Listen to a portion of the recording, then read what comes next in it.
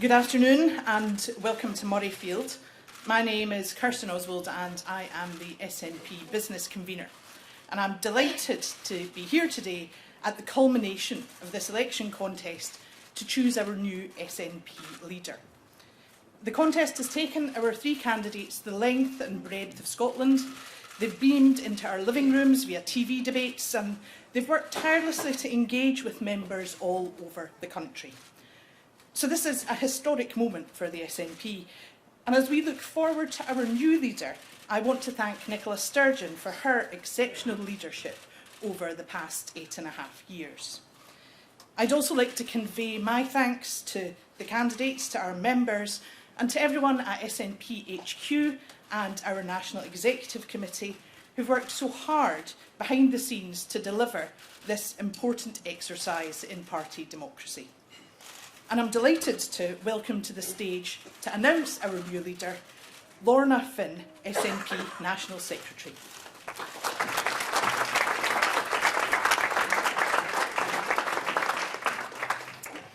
As National Secretary of the SNP, I have been given the results of the party leader election 2023 from My Voice, the Ballot Services Company. These are as follows. The final number of eligible members was 72,169. A total of 50,494 ballot papers containing a valid vote were received. There were 3 rejected postal ballot papers.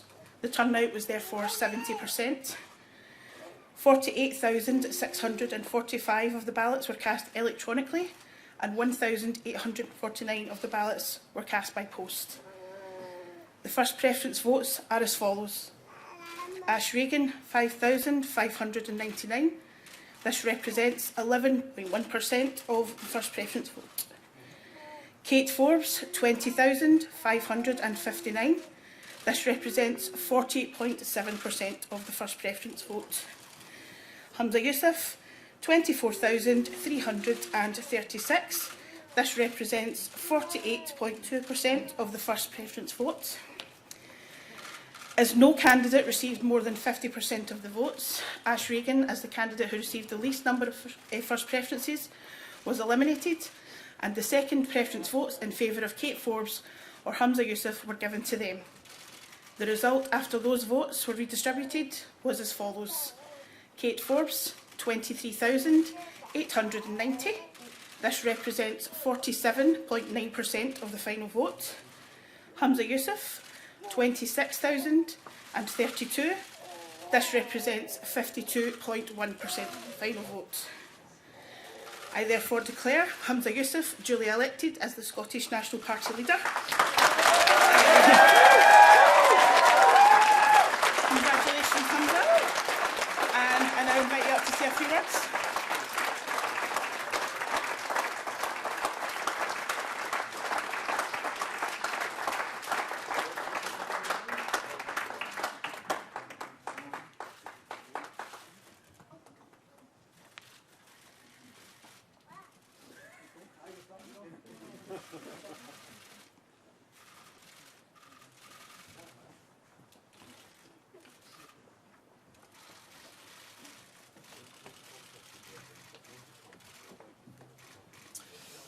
Can I begin by thanking our National Secretary, Lorna Finn, and also can I thank our headquarters staff for all the incredible efforts that they have made right throughout this process.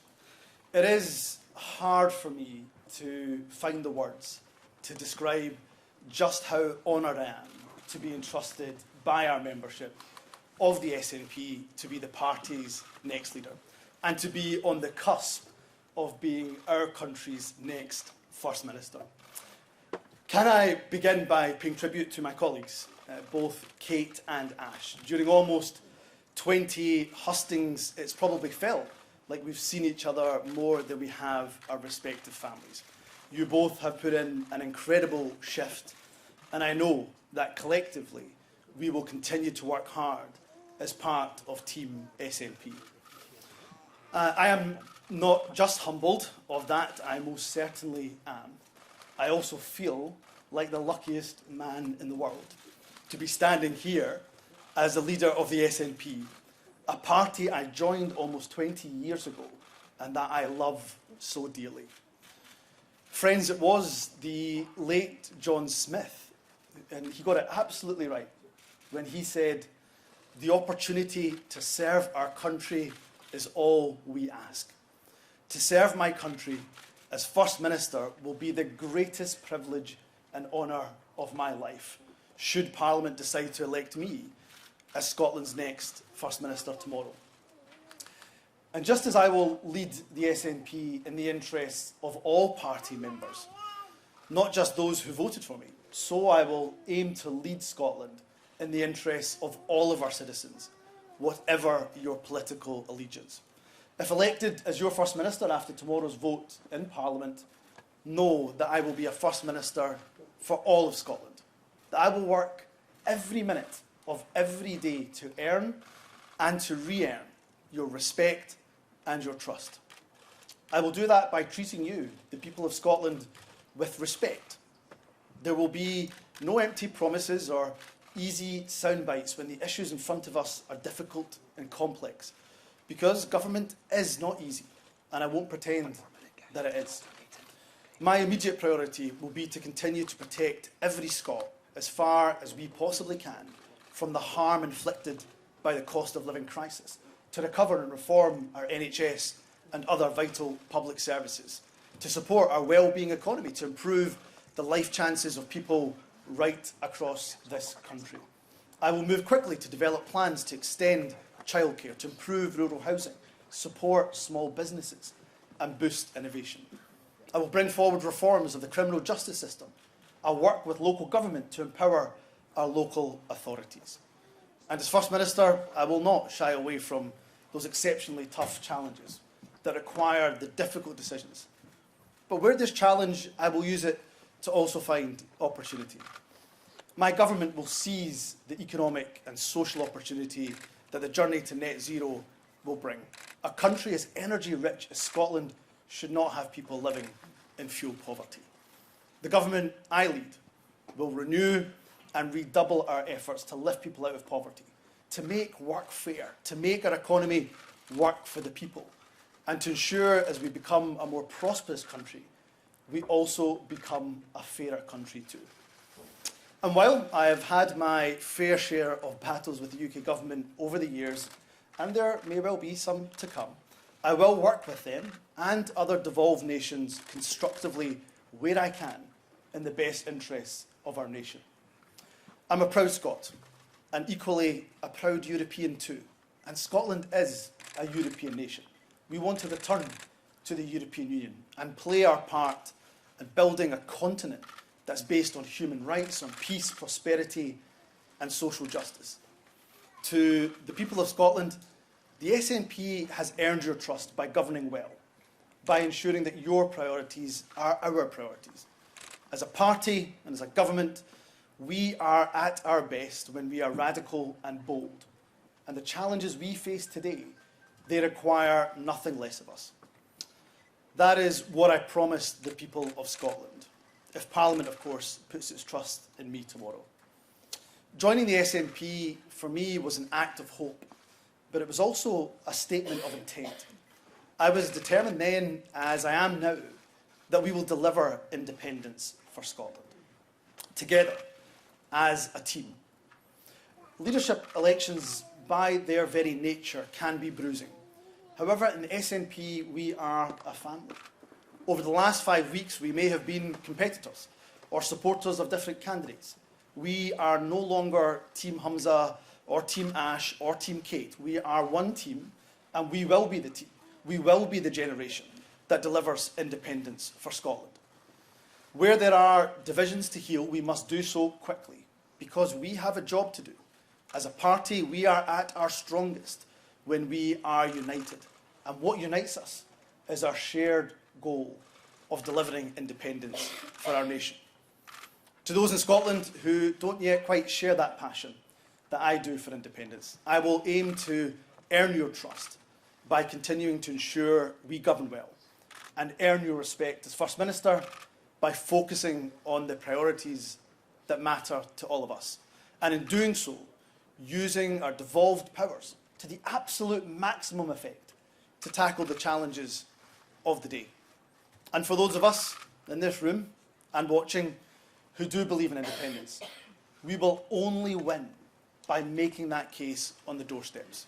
And my solemn promise and commitment to you is that I will kickstart our grassroots, our civic-led movement, and ensure our drive for independence is in fifth gear. The people of Scotland need independence now more than ever before, and we will be the generation that delivers independence for Scotland. Before concluding, I want to take the opportunity to thank some very, very special people indeed, and I wouldn't be standing here today if it wasn't for the support and the encouragement of a number of hard-working people. First of all, there is my amazing wife, Nadia. She is not just my rock, she is my compass, who helps to guide me through the most difficult times in life. There is no way, not a chance in hell, that I would be standing here if it was not for your love, for your support, and for your advice. Thank you for believing in me and for always being there for me. I will love you more, and I do love you more than words, more than the words that I can find to express. To my girls, this job will at times be all-consuming, I suspect, but know that there is no more important job in my life than being your dad. To Maya and Amal, you will always, always come first. To my mum, to my dad, to my sisters, thank you for your unwavering support throughout my life, for picking me up when I have been down and for telling me to keep going when at times I had my doubts. I'd also like to thank my phenomenal campaign team. You have worked day and night over the last few weeks to support me. You've all sacrificed time with your family and your friends because, like me, you believe in our vision of a progressive, socially just Scotland, and I will not let you down. A special mention to Neil Gray. He is quite simply the best corner man I could have asked for. During the roller coaster of emotion that is any leadership contest, you have been by my side, and there is no way I would have made it to the finish line without your support. And to my good friend and colleague, Shona Robison, your wise counsel has been indispensable to me during this contest.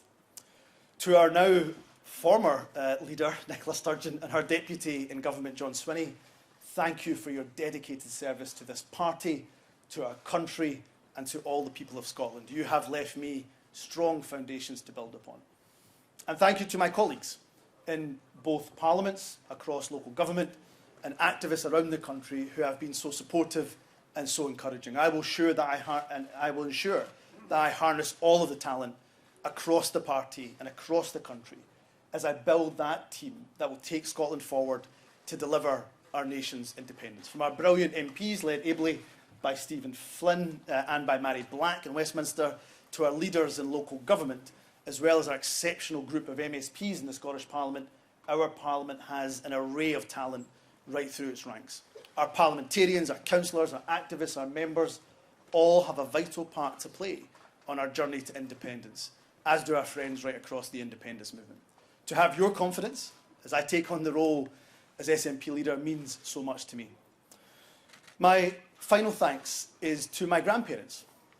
Unfortunately, they're no longer alive to see this day, but I'm forever thankful that my grandparents made the trip from Punjab to Scotland over 60 years ago. As immigrants to this country who knew barely a word of English, they could not have imagined in their wildest dreams that their grandson would one day be on the cusp of being the next First Minister of Scotland.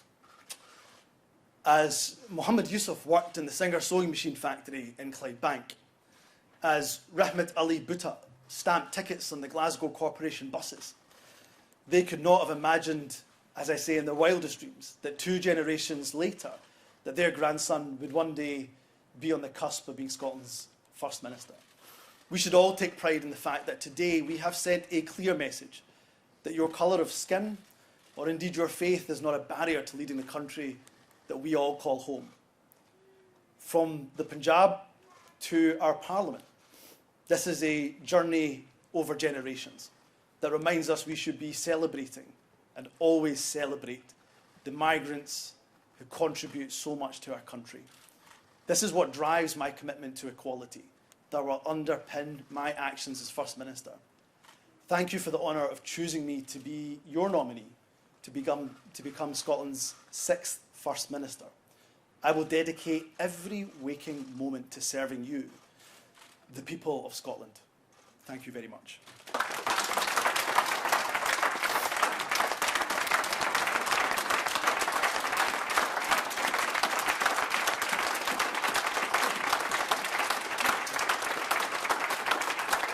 Thank you.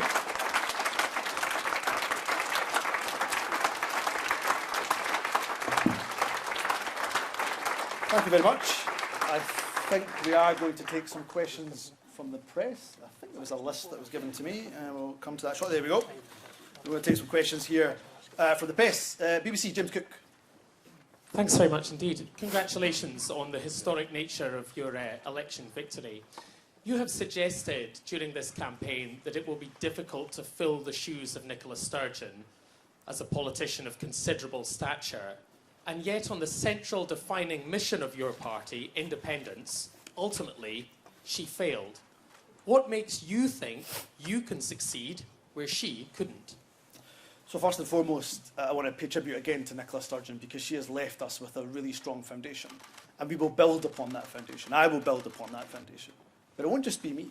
I'm going to build the team that's going to deliver independence. I've already spoken throughout this campaign of how much admiration I have for both the colleagues who joined me in this leadership contest. But I've also spoken about the array of talent in the parliaments, Scottish, Westminster Parliament, across local government, that will help to build that team that delivers independence. So it's thanks to Nicola Sturgeon, it's thanks to John Swinney, it's thanks to those strong foundations that they've left us that we will go on to finish the job. Thanks, James. Colin Mackay, STV. Congratulations. This has been a bruising contest for your party. The result shows just how divided it is. How do you start by uniting your party and then regaining the trust of the people of Scotland in a Scottish government? Well, first and foremost, after I've spoken to the media, one of the first meetings I expect to have and would like to have, it would be with Kate and Ash, because it is important that the party comes together. I tried to stress that in my opening, in my remarks, that we are at our strongest as a party when we are united. And what unites us is the goal of delivering independence for Scotland. So, of course, election contests, by their nature, can be challenging. They can open up some divisions. But I've got no doubt, not just faith in myself, but I have absolute faith in my colleagues Ash and in Kate, that we will come together. And there will be no Team Humza, there will be no Team Kate, there will be no Team Ash, there will be Team SNP. And it will be Team SNP that will deliver independence for our country. Kieran, Channel 4. Congratulations. Does this outcome tell you that obviously a lot of people wanted your opponent to win, almost 48% of them offering quite a different approach? You were the continuity candidate in this election. Does this result tell you that continuity won't cut it? Well, I'm delighted to be standing here as the person that the majority of membership have put their faith in. But what I will do is, of course, reach across the divides that may well exist. I've always said, as much as I admire and respect Nicola, and I really do, I will be my own man. I will do leadership my own way. And one of those ways will be to have as big a tent as possible. And that includes, of course, the various different platforms that have been put forward by my colleagues. I want to speak to them as soon as I'm finished speaking to you, because we have to harness not just the talent, but the ideas that my colleagues have brought forward. So, as I've said to the other colleagues who have already asked questions, I don't view this as there being factions or teams. It's going to be one team that is going to deliver us independence. In terms of the government, we are still, of course, the party that is more trusted than any other political party in Scotland. I'll not take that for granted. I'll not be complacent about that. But we have won the trust of the people of Scotland because we have delivered for them. And that is my aim, to continue to deliver for the people of Scotland. Conor. Just behind you. Congratulations, first of all. The polls were suggesting throughout the contest that you, of the three candidates, were the most incompetent, weak and untrustworthy. How are you going to turn that around and not fail on the SNP's election winning machine that it has been over the course of the last few years? Well, I'm delighted to have been part of that election-winning machine and being part of government for 10 and a half years. But on top of that, of course, I'm delighted that when I've stood for election I've been elected and re-elected with a big majority from the people of Glasgow Pollock, who I'd like to thank in putting their trust in me over the years. But what I'll make sure I do is I govern, and govern in the interest of the people of Scotland. But also, we win the trust of the people of Scotland when we govern and we align with their priorities. Their priorities have to be our priorities. And of course, they will look to us for delivery, and I will do my best to deliver what is their priorities. And at the moment, I don't have to tell anybody in this room that people are suffering from a cost of living crisis. That'll be my first and immediate priority, to try to help them in that regard. So I've got every confidence, not just in my own ability, but frankly in the ability of the exceptional SNP team that exists not just in the Scottish Parliament, as good and exceptional as my MSP colleagues are, but right across the parliaments and local government, and our activist base too. Glenn Campbell. Congratulations on being elected. How can you possibly hope to unite the country if you're still going to be pushing hard for independence? Well, independence for me is a golden thread that runs through so many of our priority and policy areas. The reason why we can only mitigate the cost of living crisis is because it is a crisis that's inflicted by Westminster. We're doing so with one hand tied behind our backs. The reason why we can only invest in our public services as much as we can is because, again, our budget, our fixed budget, is controlled by a Westminster government. So while we will deliver the priorities of the people of Scotland, that will be to tackle the cost of living crisis. That will be to continue to invest in our public services, our NHS, of course, in particular. It will be to make progress on our well-being economy. That does not, we will do that in tandem with making the case for independence, because independence will unleash our country's true potential. PA, Craig. Hello. Ah, there we go. The turnout in this election was only 70%, so 30% of SNP members didn't even see fit to vote. What are you going to do to engage them, and is there a worry at all that membership numbers could sink even further? No, we'll be aiming to hopefully grow those membership numbers, and I hope people are inspired not just by the contest and hopefully by the outcome as well. I hope people will join the SNP as the vehicle that will deliver independence for Scotland. In terms of the 70%, I think it's so important for not just me, but the team, the SNP team, to make sure we are putting the independent drive into fifth gear. Our members are inspired and will be inspired undoubtedly by the drive to independence. We inspire people not by getting stuck in a quagmire of process and talking about Section 30s and de facto referendums. They get inspired by talking about policy. And I've got, I hope, the skills and the ability to be able to inspire people with a vision for independence. I believe that will help us to increase our membership numbers, but also make sure all of our members are involved in that campaign. I think we have Stuart Graham from AFP. I think we've got some international media back. There's a microphone coming to you. I was just wondering, with independence, do you have a timeline of when you'd like to see that happen? And how would you convince those, you seem to be stuck on 45%, the SNP, the same figure as in 2014. Many people I speak to are not convinced about the economic plan the SNP has. How are you going to reassure those people and make them feel comfort that it's in their interest to vote for independence? Yeah, it's a great question. So our colleagues in the Scottish media have been asking me this for 5 weeks' time, and I'll give you the same answer that I give them, which is, of course, process, while it is important. The key to gaining independence is ensuring we have that consistent majority support for independence.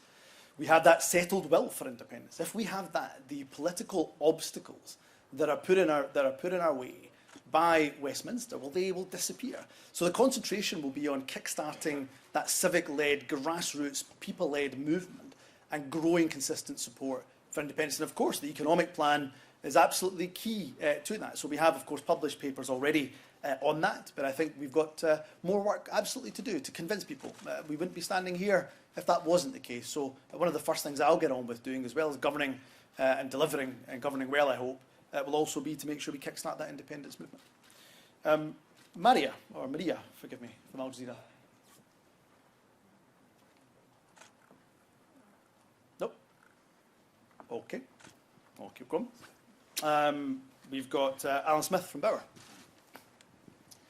Congratulations. In response to the question from Colin, you said, in terms of uniting the party, speaking with both Kate and Ash, does that mean there'll be room around your cabinet table for both of your leadership rivals? And just secondly, in terms of the vote, just over 26,000 first and second preference votes means you become SNP leader, ultimately becoming First Minister.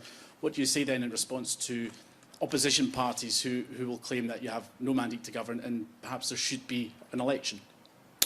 So, look, I salute the fact that you've been asking me for weeks now, Alan, for exclusive on my cabinet. That is something, of course, that I'll be giving consideration to and announcing in due course. But I've never shied away from saying both Kate and Ash are not just exceptional talents within our party, but have clearly got a role to play, and continued role in Scottish public life. In terms of the mandate, of course, Parliament will have its say tomorrow. Although I am party leader at the moment, there will be a vote and there will be an opportunity for the opposition to put their candidate forward. It is not by coincidence or somehow good fortune that we are the largest party in that Scottish Parliament. It is down to the fact that the people of Scotland have given us that mandate, have put their trust in us. And tomorrow, as I say, I will be one of the nominees, certainly, to be First Minister of Scotland, and others will have their chance too. Jack from Global Radio. Congratulations. You take over leader of the SNP at a time when there are a lot of question marks over the party's finances. There have been renewed reports over the weekend over accusations of quite murky financial dealings there. What are you going to do as leader to reassure the members of your party, but also the people in Scotland who are concerned about that, and to reassure them that this isn't an issue? Well, again, I suspect I'll get up to speed very quickly on the financial health of the party. It's not something I've obviously been involved in, not holding an office bearer position within the party. But what I would say is that our party will be transparent in terms of the finances. And of course, I couldn't comment on what is a current live investigation either, but I suspect it will be one of the very first conversations I have as party leader to understand the financial health of the SNP. We'll go to some print colleagues as well. Paul, at the Daily Record. Hi there. You're going to lead a government that is struggling on a range of fronts. Your party is under police investigation over its finances, and the chief executive resigned after lies were told about membership numbers. So haven't you got the worst job in Scottish politics? I've got the best job in Scottish politics, by far. The honour and the privilege of not just leading the SNP, but potentially being Scotland's next First Minister. I inherit a party that is the most popular in Scotland by quite some distance. I inherit a party that has the largest membership by quite some considerable distance. I have inherited a leader, the government, that has a record of achievement that would be the envy of any other government, not just across these islands, but in many other parts of the world too. Are there challenges? You betcha. In government, there always are. I've been in government for 10.5 years. I've never been in a portfolio and never seen a portfolio where there aren't challenges. But that is why we step up. We step up to lead, and I hope by governing well, we will also lead people to independence. The Sun, Rachel. Thank you. Just on, you have said that you want to unite Scotland on this, but then you, in the hustings, you spoke a lot about independence referendum. You were asked questions about 5 years, for example. Would Scotland be independence within 5 years? You said you want to govern for all Scotland and represent everyone, no matter their political beliefs. How do you square that? Are you not just going to be as divisive as Nicola Sturgeon felt she was when she left? Well, again, Nicola Sturgeon enjoyed huge amounts of support. Her leadership through the COVID pandemic, in particular, saw so many people who told me, certainly on the doorsteps, that they wouldn't even have been contemplated voting for the SNP, but it's the leadership that she showed during that period. And so too must I and the government that I lead. We must show leadership. We must deliver for the priorities of the people of Scotland. I've already outlined what I think those priorities are. If we do that, then we win the trust of people. If we win the trust of people, they will undoubtedly be persuaded by our message on independence. So we can do both. We can both campaign for independence. I don't think anybody would expect the leader of the SNP to say anything other than that. But we can also make sure that we deliver rightly for the people of Scotland and their priorities too. We've got the National, Abby. Hi there. Hi, Hamza, congratulations. Just wanted to ask a quick couple of questions. So obviously everything goes well tomorrow. Hi, I'm over here. Obviously everything goes well tomorrow. You will be First Minister. So what is the first thing you're going to do to bring Scotland closer to independence? And obviously you'd done an interview with our newspaper during the campaign trail and you said that your cabinet, which I know you said you didn't want to give away today, that you would appoint a Minister for Independence. So just wondering if you had made any decisions on that yet. I will stick to those commitments that I made, of course, during the campaign trail. For me, one of the first things I want to do is see how we kickstart that civic-led campaign for independence. It's got to be a grassroots-led. It can't just be political leaders sitting in a room devising strategies on the way forward, as important as the leadership is of those who belong in the independence movement. It's got to be a civic-led, people-led movement that drives forward the campaign for independence. In terms of cabinet ministerial appointments, of course, I'll make them known in due course. Daily Mail, Michael Blackley. Hi, hello. In terms of two issues that have divided the country, you talk about reaching out to non-yes voters. Two of the key issues have been the continued push for independence, which you've talked quite substantially about today. Will you continue to use public money and civil service time drawing up the prospectus for independence? And on the GRR bill, will you be challenging the UK government's Section 35 order? So generally, I think when a party wins an election, and as thoroughly as the SNP has every right, of course, to make sure it makes good on the promises in its manifesto, and we will do that. And of course, the civil service will help us to deliver on all of our manifesto, which includes, of course, independence. We won the election quite comprehensively in 2021. So just as the UK government have the right to use their civil service to pursue their ambitions around the Constitution, it should be no surprise that we will work with the civil service to do the same for independence. In terms of the GRR bill, I've made my position absolutely clear on the Section 35. I see it as a veto, as a power grab by the UK government. I don't think they have any right to have used that Section 35 power, given that the majority of Holyrood, of course, backed the GRR bill. So, of course, my first principle, my starting principle, is to challenge that Section 35 order. Peter, I've been waiting very patiently from ITV Borders. There's a microphone coming to Peter here. Or you can project if you wish. Is there a microphone coming?